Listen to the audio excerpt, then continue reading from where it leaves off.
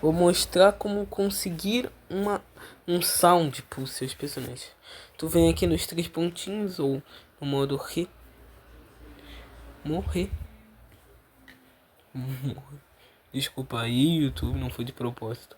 Só olhando a que tá olhando.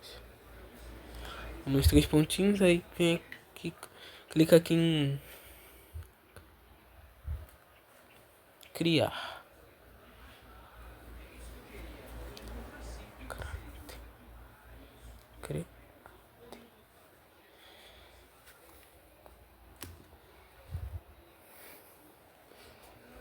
Aí tu desce aqui. Vem aqui. Vem esse mais.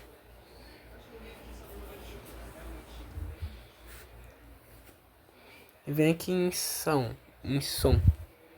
Aí tu procura. Eu já procurei uns sons pros meus personagens, tipo Yuta. Tem alguns que não ainda tem. Eu não sei muito sobre esse lugar de.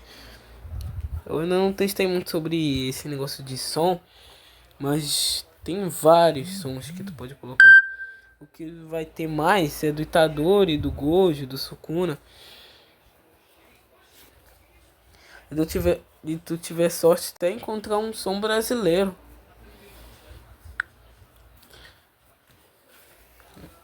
Daqui a pouco eu não pesquiso muita coisa aqui. Que da última vez que eu pesquisei já faz uns dias. Mas você entendeu. Vocês entenderam, né? É só aí.